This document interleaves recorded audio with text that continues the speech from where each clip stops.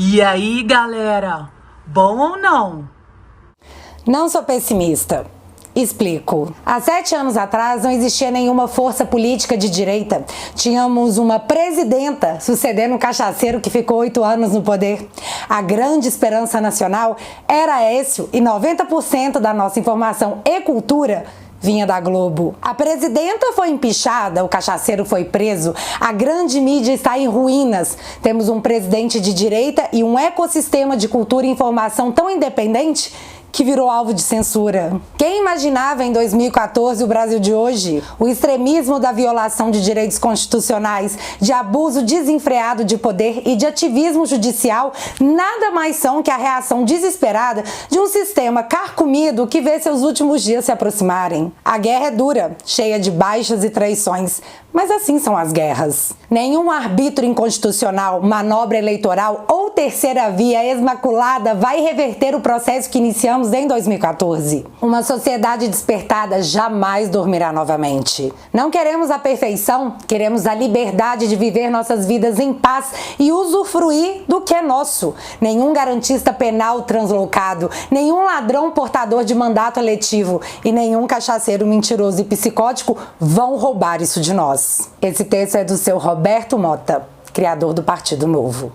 Bom ou não? Gente, que saudade de vocês! E eu preciso contar pra vocês algo que eu nunca falo, mas vez ou outra, principalmente agora no inverno, eu vou acabar dando uma sumida. Eu tenho 2 corações andando por aí, descobrindo a vida, me fazendo experimentar o mais pleno amor e o mais intenso medo que um ser humano é capaz de sentir. Eu tenho 2 filhos, uma mocinha linda de 15 anos e um pacotinho ligado no 220 que acabou de fazer 4. Acontece que os meus 2 filhos são asmáticos e o pequenininho tem testado muito meu coração, em especial nesse inverno. Eu sei que a gente tem quase um trato de cuspe de estarmos sempre aqui simplificando pra vocês as lorotas que eles tentam enfiar na nossa goela dia após dia. Mas galera, antes de eu ser qualquer coisa nessa vida, eu sou mãe. E toda vez que um dos meus pacotinhos precisar, além de um remedinho, o meu colinho, eu vou parar tudo, absolutamente tudo, e eu vou dar. Porque quem é pai, quem é mãe entende. A gente só é feliz quando os nossos filhos são felizes. E principalmente, saudáveis. O inverno vai passar e nós continuaremos aqui. Então, eu não falo muito sobre isso porque eu sei que tem muita gente que me odeia só porque eu não tenho sovaco cabeludo. E eu acredito que eles podem enviar para os meus pimpolhos uma carga muito negativa. Mas em consideração a vocês, que já são parte da família, eu tô explicando o que tá pegando. Mas fiquem sussa, porque no que depender de mim, nós vai estar sempre aqui. E eu espero que vocês também. Juntos, e apenas juntos, a gente consegue. Galera, sextou! E sextou como? Com a aposentadoria de Marco Aurélio sendo publicada no Diário Oficial. Seu Marco Aurélio, ex-Vossa Excelência, Marquinho, vou te chamar de Marquinho. Conselho aqui pro senhor, vai pela sombra, mas não pela mesma sombra que foi seu André do Rap que o senhor soltou e até hoje estamos aqui gastando dinheiro do contribuinte para tentar prender o cara de novo. Só que fica tranquilo, o brasileiro tem a memória curta. Em 1 ano ou menos, ninguém mais vai lembrar do senhor, assim como ninguém mais sabe quem é seu Celso de Mello, integrantes da composição mais política já vista na história do Supremo. Pro meu azar, da minha geração. Mas, povo, eu não vou ficar me alongando muito nessa abertura, porque nós vamos enterrar de vez, de novo, a história da Covaxin ao nível do seu Omar Azia ficar com cara de quem tá com cólica intestinal. Após tudo o que aconteceu nessa semana, é super tranquilo dizer que a CPI já acabou e a nós, que estamos pagando, restou entretenimento. Lá vamos nós para mais um capítulo do Fim da CPI, agora parte 2. Separa o nariz de palhaço, fica confortável. E bora lá. Não aceito que a CPI vire chacota.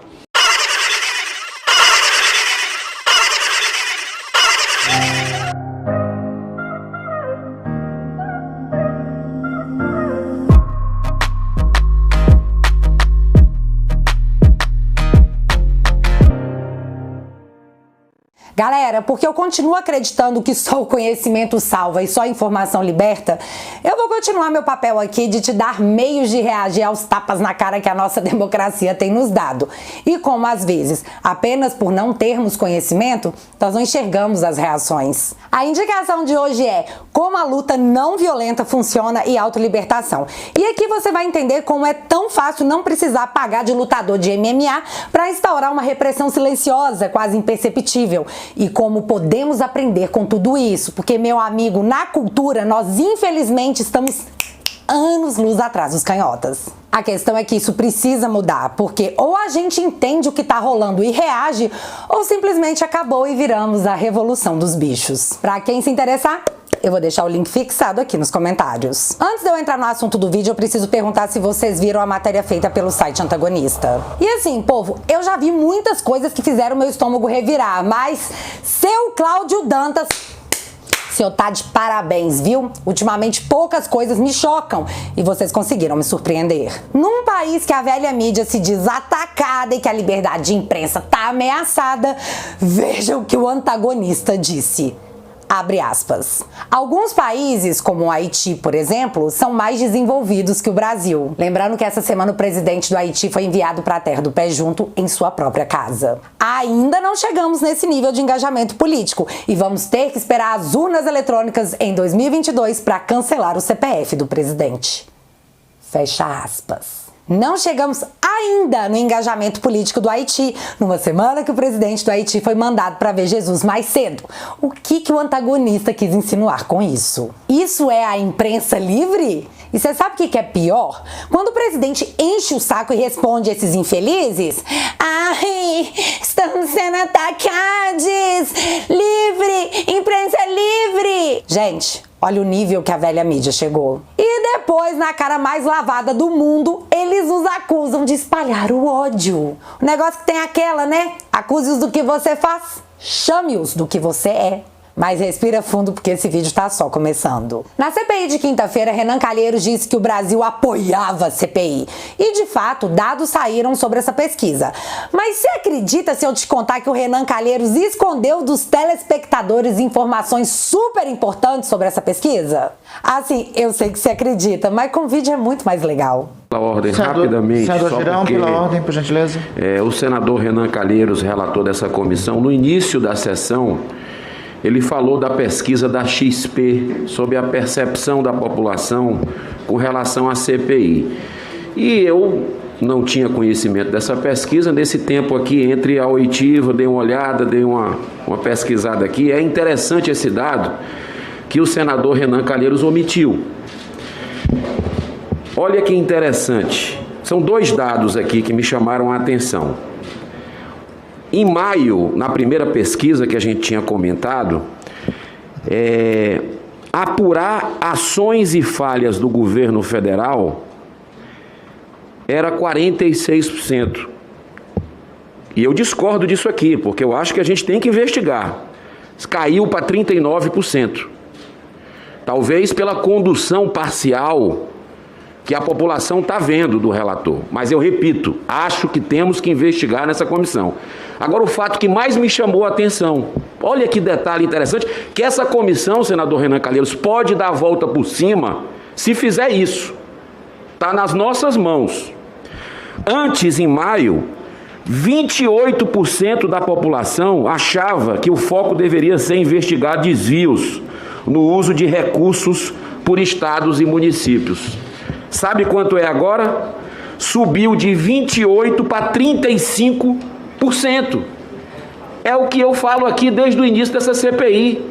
Equilibrar, investigar o governo federal, mas investigar também os bilhões de reais enviados para estados e municípios e que a Polícia Federal já disse aí em 70 operações que há casos assim gravíssimos que essa CPI não pode fechar os olhos. Pois é, o povo quer estados e municípios sendo investigados por desvios bilionários. E é nessa hora que, infelizmente, a gente lembra o que pensam sobre isso os membros da CPI. Não é porque o recurso é federal e foi repassado para estados e houve malversação do dinheiro público que ele pode ou deve ser investigado por essa comissão. Enquanto isso, Omar Azias segue fazendo de conta que nada aconteceu com o desaparecimento de quase 50 milhões de bonoros de dinheiro público que estavam sob o controle do Consórcio Nordeste. Senhor presidente, o senhor tem previsão, já que estava pautado para hoje os requerimentos 701, 706 da oitiva para convocação do Bruno Dauster e também da Cristiana Prestes, relativa ao consórcio Nordeste. O senhor tem alguma previsão de quando é que a gente pode confirmar isso? Como já está pautado e já passou os dias, eu posso, extra pauta, colocar em qualquer momento de votação. Ok? Depende da minha vontade aqui, eu coloco extra pauta. Os caras não estão nem aí pro que você quer ou o que você pensa. E é muito engraçado pensar que eles foram eleitos justamente para te representar, né? Surpreendente. Mas de início eu quero mostrar para você como a nossa justiça, no meu ponto de vista, tem sido seletiva. No dia do depoimento do seu Dominguete, que foi acusado de ser uma testemunha plantada, Omar Aziz, presidente da sessão, disse isso aqui. Pedir desculpa ao senador Alessandro de fazê-lo prendê-lo. Não irei lhe prender. Eu não irei lhe prender porque eu imagino as suas filhas, os seus filhos, sua esposa lhe vendo nesse momento. Aquilo que a gente não quer pra gente, a gente não deseja pros outros. Ah não, gente, que bonitinho, que gracinha. Seu Omar tem um coração tão bom, né? Alessandro Vieira pediu a prisão do cara, mas seu Omar disse que não vai enjaular porque ele tem família. Esse é o critério. Deveria te prender, mas não vou te prender porque você tem família. Ah, e a continuidade dessa conversa é o Omar perguntando pro Dominguete se ele realmente acreditava nesse tal de Cristiano, porque, né? O cara é estranho, situação estranha, Cristiano que te meteu nesse negócio todo. Mas enfim, aí nós temos que entender o que levou Omar Aziz a mandar o Roberto Dias pro TG preso. Seu Roberto tava lá dando a versão dele dos fatos, mas na mesma hora, tipo, uma hora super conveniente, meu Deus, como isso aconteceu. O antagonista e a CNN divulgaram um áudio do seu Dominguete, aquele que o Omar não quis prender porque tem família, dizendo que o encontro do Roberto Dias e do Dominguete estava combinado. Os senadores tocaram esse áudio e na mesma hora aconteceu. Esteja preso, pode levar, achou ruim, me processa. Isso que está acontecendo não vai acontecer mais. E todo depoente que estiver aqui, que achar que pode brincar, terá o mesmo destino dele. Ele que recorra na justiça, mas ele está preso e a sessão está encerrada. Mas vem cá, do nada o seu Omar Aziz decidiu acreditar plenamente no que disse alguém como o seu Dominguete. Já que você lembra, na audiência do próprio Dominguete, os caras queriam prender ele porque ele tava mentindo. Só que, do nada, meu Deus, Dominguete falou pra alguém que o negócio estava combinado e pronto, essa é a verdade absoluta do universo. O negócio é que parece que ninguém ali no Senado se deu ao trabalho de ver o que mais o seu Dominguete falava em conversinhas do Zap. Mas eu vi, fi. E vocês vão ver também. Em conversa com outra pessoa, nenhum dos envolvidos no nosso entretenimento, seu Dominguete disse: ministro da Saúde da Arábia Saudita já mandou pagar 200 milhões de doses. Gente, ele tá contando pra alguém que fechou 200 milhões de doses com o ministro da Saúde da Arábia Saudita. O cara é muito bichão nu. Mas o engraçado é que quando ele foi questionado na CPI, ele disse que nunca teve nenhum processo milionário em que ele estivesse envolvido, nem de $1 milhãozinho. Sim, ele disse isso na CPI, porém no WhatsApp ele disse outra coisa. Mas, gente, isso pra mim nem é o melhor, porque em outra conversa ele mostra que ele não é o bichão da coisa toda. Ele mostra que ele é bruto, nervoso, que vem quicando que aqui a pipoca estoura na mão. A outra interlocutor, Dominguete, disse: acabamos de doar 20 milhões de seringas. Ganhei um passaporte diplomático da ONU hoje. Então, aquele cara colhidinho, se apossando do meu mineirês pra ser um cara simpático, que todo mundo quer se ver uma mesa de café com bolo, disse na CPI que ele não era ninguém na fila do pão, que tava todo enrolado em dívida. E tão coitadinho ele que o Omar Aziz não teve coragem de prendê-lo, porque seu Omar Aziz é um cara de coração bom. Porém, nas conversas de WhatsApp, ele tinha vendido 200 milhões de picadinhas pro povo endinheirado da Arábia Saudita, feito doação de 20 milhões de seringas e, claro, ele tinha recebido um passaporte diplomático da ONU. Galera, vocês acreditaram nessa lorota de WhatsApp? Pois é, mas o Omar Aziz, pra decretar o seja preso, acreditou. Antes de continuar para os demais pontos importantes que aconteceram após o seja preso, eu preciso questionar uma coisa para vocês. Vocês não acham que isso foi um claro abuso de autoridade? Vocês acharam a pergunta difícil? Então, para ajudar, vamos ver o que disseram os atores políticos canhotas após a atitude do seu Aziz. Kennedy Alencar. Omar Aziz passou pano pro Pazuello, pro Weingarten e outros picaretas, mas resolveu ser duro com o picareta exonerado no dia que falou bobagem sobre a honestidade de militares. Dia ruim para a CPI. Omar Aziz não tem como voltar atrás, mas contribuiu para desmoralizar a CPI. Leandro Atush, e eu não sei se é assim que fala o nome dele. Não quero ser do contra, mas a decisão do Omar Aziz de mandar prender o tal Roberto Dias foi totalmente arbitrária. Os áudios do lobista Dominguete não provam nada. Ao contrário, não há áudio do Dias ou prova de que ele tenha pedido $1 por picadinha. Augusto Arruda Botelho, aquele advogado hipercanhota que era da CNN, tenho sérias dúvidas sobre a legalidade da prisão em flagrante para crime de falso testemunho. Sérias. E aí a Gabriela Prioli responde: mas que isso, né? Ele tava mesmo falando com a testemunha? A sessão tinha sido suspensa ou a CPI estava funcionando? E se a prisão é legal, nos outros casos não teve prisão por quê? Então, dona Prioli, eu respondo, porque só o seu Dominguete tinha família e tocou o coração do seu Omar Aziz, alma pura, nobre, homem de coração bom. E como ele não fica de fora de nada, temos também o arauto de toda a verdade do universo, Nelipe Feto. Pelo que acompanho de especialistas jurídicos, acho que essa prisão não se sustenta. Muito estranho isso de flagrante em falso testemunho, mas não foi uma ação pensando pelo lado jurídico, foi uma ação política, um tiro de advertência. Espero que não saia pela culatra. Vocês estão entendendo? Nelipe Feto contou pra geral que a prisão não foi uma questão jurídica e sim política, porque sim, no Brasil você agora é preso por questões políticas e tá tudo certo. Dá nada pra você, viu, fiote? Não, se bem que quer dizer, não dá nada pra você se você for político, porque se você for um civil que destina 5 meses do seu salário no ano pra pagar imposto, você tá ferrado. Mas assim, o negócio foi tão descarado que nem o Globo conseguiu encarnar o Godines e assoviar no fundo da sala.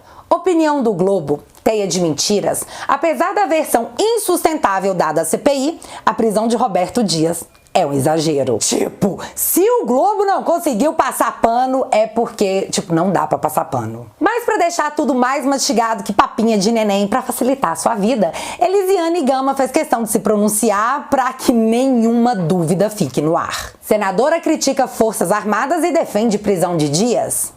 Efeito educativo. Viu, sociedade? Agora os políticos te prendem pra te educar. Muito bom, Brasil. Muito bom, sensacional. Tô te prendendo pra te educar. Bom, eu acho que ficou claro até pra canhotada o óbvio abuso de autoridade cometido pelo presidente da CPI, que é santo, tão santo, que teve seu passaporte apreendido pra não sair do país. Mas menino, você sabe quem vem sambar na nossa cara alegando abuso de autoridade e pedindo pra mamãe STF dar um jeito? Renan Calheiros. Após ser indiciado pela Polícia Federal por corrupção e lavagem de dinheiro, Renan Calheiros bancou a vítima da sociedade e disse que esse indiciamento aconteceu em retaliação à sua atuação na CPI do entretenimento. Do nosso entretenimento. Abuso de autoridade. Foi o alegado. Renan Calheiros acusou a Polícia Federal, depois de apontá-lo como autor de um crime. Não, pera, mais um crime contra a população de abuso de autoridade. Você consegue entender que quando a gente fala que no Brasil é o poste que tá mijando no cachorro, não é uma força de expressão? E calma aí que eu já vou chegar no caso encerrado da Covaxin. Mas eu preciso mostrar pra vocês como a vida política funciona, quem são os atores do nosso show e o que eles estão fazendo. Isso é importante, eu preciso alimentar a sua raiva e não deixar você esquecer nada. Mas enfim, naquela sessão os ânimos estavam absurdamente elevados porque seu Omar Aziz sabia que fez caquinha, sabia que peidou na farofa e voou farofa temperada pra tudo quanto é lado.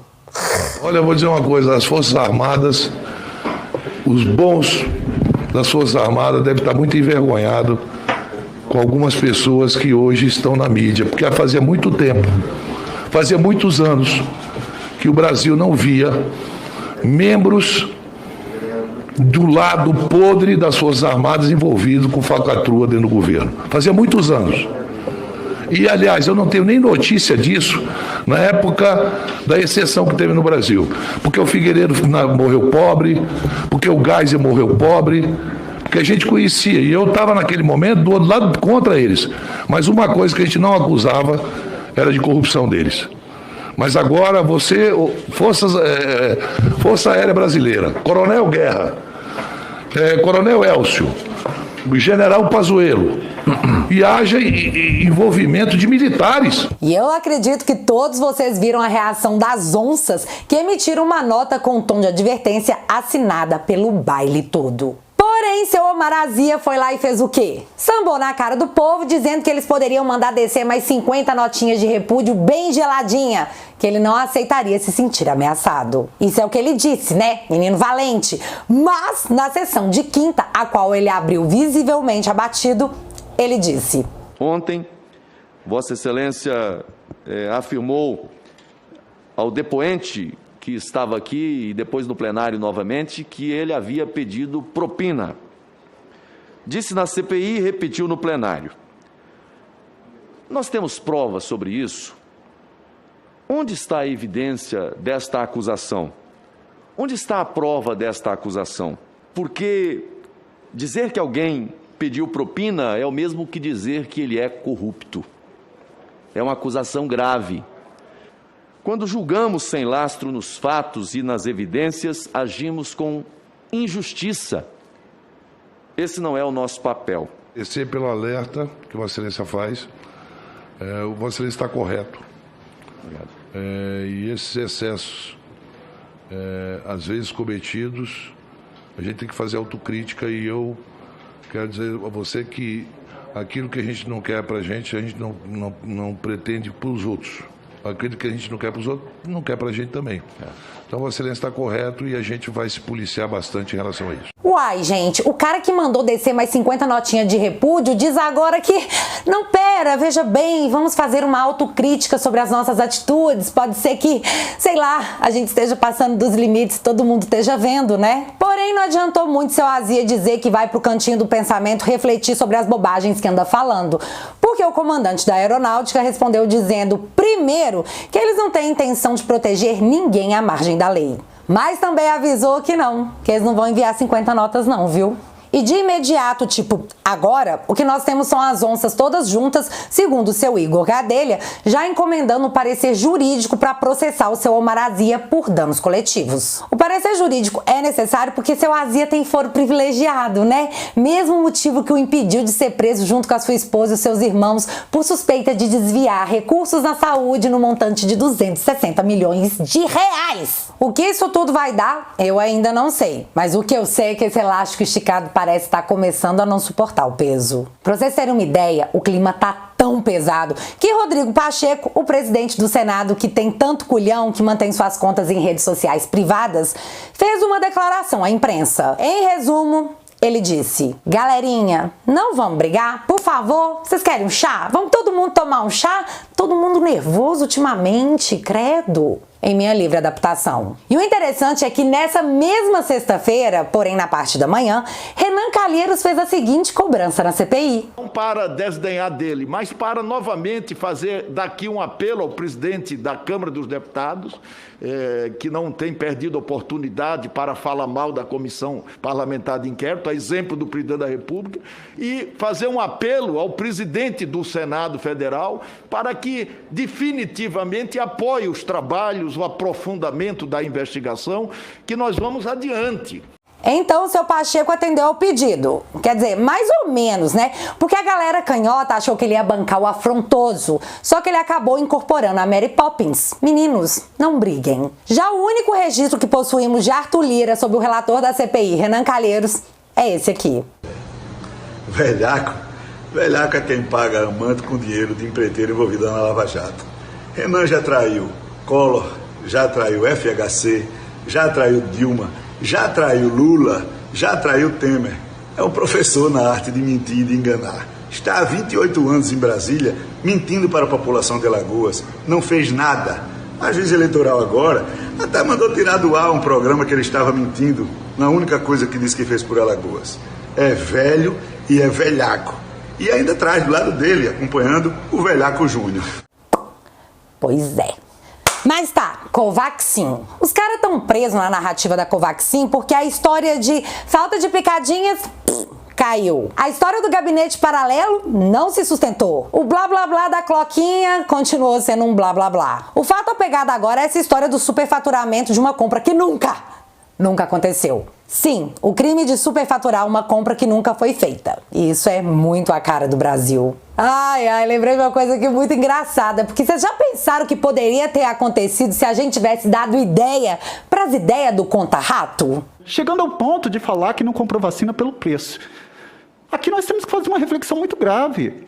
Quanto que vale uma vida humana? Porque por mais que qualquer laboratório impusesse qualquer cláusula, primeiro compra para depois discutir o contrato. Sim, ele queria primeiro que tudo fosse comprado e depois se olhasse o contrato. Eis o nosso senador da República. Mas então, eu poderia super resumir para vocês o que enterrou de vez essa narrativa que fez a dona Simone Tebet dizer que... tem fundamento aí esse Paranauê. Mas o Marcos Rogério só precisou de alguns minutinhos para mostrar que tudo que essa CPI tem é um monte de nada. E sim, o vídeo vai na íntegra. Qual a diferença entre a Proforma Invoice e a Commercial Invoice? Como eu havia explicado, a Proforma Invoice é um draft, né? Um documento que ainda pode ser modificado, dependendo de alguma alteração que o fornecedor venha a fazer, ou nós mesmo, o Ministério, solicitando alguma correção, eles mandam a Proforma Invoice. A Commercial Invoice é o documento definitivo, é aquele que vai acompanhar a carga vem de outro país. Então vem o documento físico com a carga, que é o documento que, se eu não me engano, eu não tenho expertise para poder afirmar isso, mas é o documento utilizado lá na aduana.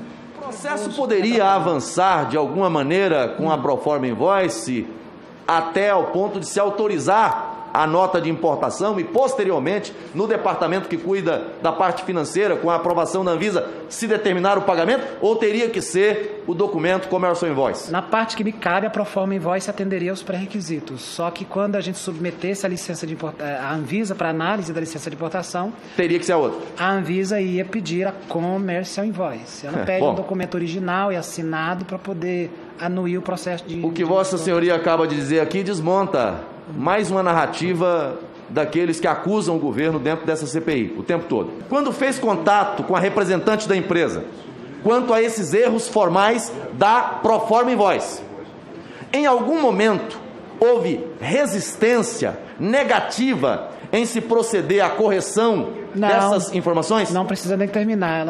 De modo algum, o fornecedor se recusou a fazer, se negou a fazer qualquer correção. Você sentiu naquele momento que havia uma intenção deliberada para se manter, por exemplo, vou falar dos campos, a questão do pagamento antecipado. Houve resistência, houve argumentação, não vamos fazer, vamos... Não, ela até mandou um e-mail dizendo que era um erro, que ela notou esse erro, já pediu para corrigir, mas não foi corrigido. Olha isso, Brasil, vai vendo. Mas na terceira invoice veio corrigido. Vamos lá.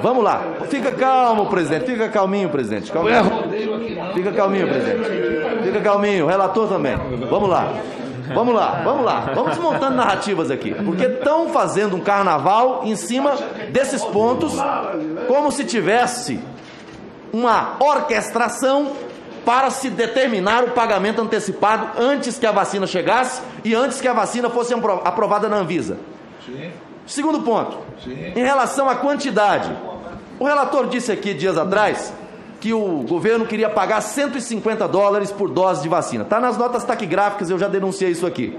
Bom, mas no campo onde fala da quantidade, estava ali 300 mil e do lado você tinha uma embalagem com 5 ml, que corresponde a 10 doses. Isso na primeira invoice que você está falando? Na primeira, na segunda e na terceira veio do lado uma especificação de que aquelas 300 mil unidades corresponderiam a 3 milhões de doses. Tiveram que desenhar. É o mesmo dizer assim, olha, meia dúzia é igual, né? Tiveram que fazer isso. Ok, portanto, nunca houve equívoco com relação à quantidade de vacina e o preço que estava sendo cobrado. Outro ponto, com relação à questão do frete e a questão do seguro, porque numa das invoices veio embutido e isso impactou o preço final, que era 45 milhões de dólares, veio ali quase 46 milhões de dólares. Quando questionado sobre isso, a representante da empresa apresentou alguma resistência em fazer essa correção para colocar o invoice de acordo com o contrato? Não, ela nunca apresentou resistência. Olha Tudo isso, que Brasil. foi pedido a ela disse, vou corrigir. Eu tenho, inclusive, troca de e-mail onde ela afirma que alguns pontos ela já pediu para corrigir e veio errado de novo, ela não saberia dizer o porquê. Bom, eu poderia ficar aqui perguntando sobre outros aspectos, mas eu vou poupar a CPI, vou até economizar tempo hoje, porque nos pontos que realmente interessa a essa CPI investigar e que são objeto de questionamento aqui, aliás, de pré-julgamento nessa CPI, todos esses pontos foram desmontados pela fala do senhor Willi, que não tem que fazer julgamento aqui em relação a outras questões, mas em relação ao que está no processo, se houve resistência, se houve negativa, se houve a intenção de manipular ali para colocar uma situação que ofendia o contrato, Vossa Excelência aqui nos traz esclarecimentos extremamente importantes e eu agradeço. Gente, só para encerrar esse caso, o depoente de hoje é um cara pago para identificar erros em documentos. E o trabalho dele só existe porque, de fato, erros acontecem. E quem disse isso aí foi o próprio depoente em resposta ao conta-rato. O senhor consegue estimar quantas vezes Vossa Senhoria viu algum tipo de erro ao longo de sua experiência profissional? Em proforma, em voz? Não consigo, é muitos. Tá. Mas justo nesse, que sabe, a gente deveria ter comprado antes e ver o contrato depois, existe má intenção, porque essa é a única coisa que eles têm. E é exatamente por esse motivo que eles não querem deixar o Ricardo Barros depor na CPI, que por sinal já foi até o STF pedir o direito de falar à comissão. E eu sinceramente não entendo isso, porque estão todos ali acusando o cara. Então o depoimento dele deveria ser o mais aguardado, o mais esperado. Porém, eles não deixam o cara falar. O negócio é que não é só o Ricardo Barros que está sendo privado de falar na CPI. O dono da Precisa também não. Eu suspeito que é porque se a narrativa cair mais um degrau do nada que eles já têm, qual seria a alegação para prorrogar a CPI? Seu Azia, eu te dou uma dica. Até rimou. Consórcio Nordeste, vai por essa linha, porque você vai precisar mais de 90 dias para tentar passar pano pro que seus olhos teimam em não ver. E eu sei que eu deveria estar igual o presidente mandando um... Caguei pra CPI. Porque de fato é o que o nada merece. Mas eu vejo conexões da CPI com muitas coisas. E para encerrar esse vídeo, nós vamos falar delas. Primeiro, na CPI, o senador saltitante deixa bem claro que o povo encarcerado deveria ter mais prioridade nas picadinhas, mais até que o motorista de ônibus. O governo mandou retirar. Veja a reação. Qual a justificativa técnica apresentada pelo secretário executivo para a retirada da população carcerária? Não fui informado. Então o coronel Elcio Franco mandou retirar e não apresentou nenhuma justificativa técnica. Mas os presos já estão em isolamento. Desculpa a interrupção, mas os presos já estão em isolamento. Eu não acredito que eu ouvi isso do senhor. Mas eu estou reforçando. Eu não acredito que eu ouvi isso. Não tem que dar prioridade a preso, não. Para vacinação tem que dar prioridade à sociedade. Eles não têm contato com ninguém. Ele já está em isolamento. Não pede para ele ficar em isolamento. Eles já estão em isolamento. Presidente, primeiro eu estou sendo interrompido para a reposição do meu tempo. Segundo, estou sendo interrompido por uma asneira absurda.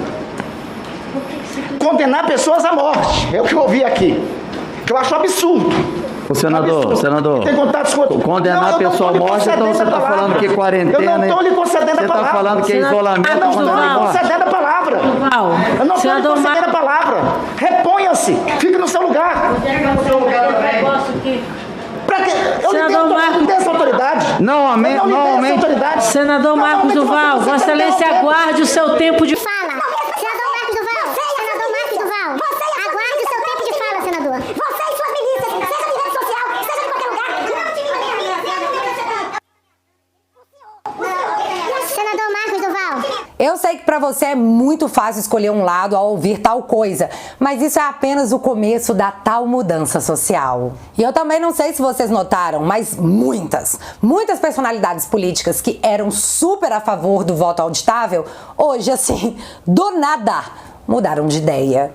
A emenda constitucional e agora o projeto de lei em que tive a oportunidade de incluir a questão do voto impresso por ideia, proposta e trabalho do deputado Jair Bolsonaro, que no início desse debate talvez tenha sido um dos poucos deputados que acreditava que nós pudéssemos incluir na emenda constitucional e depois no projeto de lei que tive a oportunidade de também relatar. Então quero agradecer ao deputado Bolsonaro, agradecer ao plenário. A decisão de derrubar o veto do voto impresso é uma vitória da sociedade brasileira, que pode ter o direito, a partir das eleições de 2018, de recontar qualquer uma das urnas. Mas tem mais. Antagonista em 2017, voto impresso é um custo que vale a pena. PSDB em 2015, a Aécio considera a derrubada do veto ao voto impresso como uma vitória do aperfeiçoamento do processo eleitoral. Novo 2016, o comprovante é depositado numa urna, caso seja necessário recontar. Gilmar Mendes, 2017, muitos comentários sobre o voto impresso. Esclareço que os técnicos do TSE estão trabalhando para implementar e cumprir a lei. Guga Chakra 2017. O risco de urnas eletrônicas serem alvo de hackers existe. O Brasil deveria rever isso e talvez voltar ao voto de papel. Tipo, o Guga tinha tanto medo de fraude que pra ele até o voto de papel estava mais confiável. Todos eles mudaram de ideia após a eleição de Bolsonaro. Isso não te parece muito estranho? E na mesma linha nós temos ministros do STF exercendo atividade político-partidária ao se reunir com parlamentares para que esse negócio de voto auditável não passe de jeito nenhum. Antes da interferência dos ministros, nós tínhamos a maioria favorável, assim como a população. Mas após a atuação dos ministros do Supremo como mágica, os caras mudaram de ideia? Gente, pelo amor de Deus, isso não é hiper, mega, ultra estranho? E eu sou obrigada a falar apenas estranho, porque eu não sou política, eu não sou canhota, e eu sei que eles estão doidos pra eu dar uma derrapada aqui no que eu falo, pra punir a PF, mandando eles vir aqui em casa tomar o meu café ruim. Não custa lembrar que em 2019 Gilmar Mendes disse que tinha um ministro do Supremo que estava sendo chantageado. Não custa te lembrar também que Dirceu disse que iam tomar o poder, o que é diferente de ganhar uma eleição. Não custa te lembrar, acima de tudo, esse vídeo aqui. Veja o caso. Solta cumprindo a Constituição. Quem gosta de prender? Vossa Excelência, quando chegou aqui, soltou Zé Dirceu. Porque recebeu o indulto da Presidente da República. Não. Vossa Excelência julgou os embargos infringentes. Absolutamente, é mentira. Vossa Excelência dizia que é mentira. Aliás, Vossa Excelência normalmente não trabalha com a verdade. Então gostaria de dizer que José Dirceu foi solto por indulto da Presidente da República.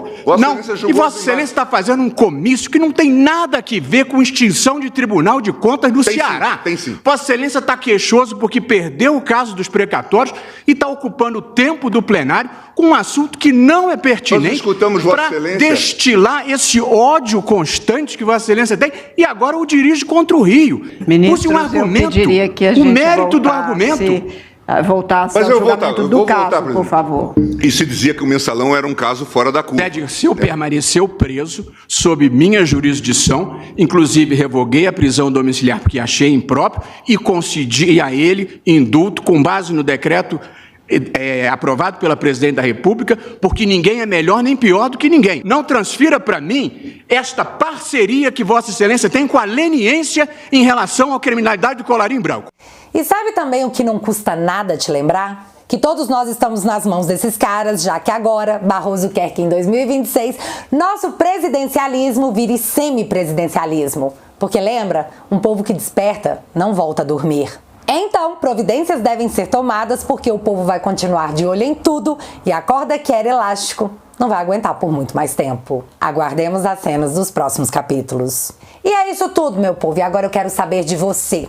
Se o presidente processar o antagonista, quanto tempo eles vão levar para alegar censura? E sobre as notas de repúdio, vão descer mais 50 ou o seu Omar travou o fudoril, mas quer pagar de menino corajoso? Me conta aqui nos comentários que eu quero saber. Se você ainda não é inscrito aqui no meu canal, meu amigo, se inscreve e deixa seu like, porque você já sabe, acontecendo alguma coisa de relevante ou irrelevante, a gente volta.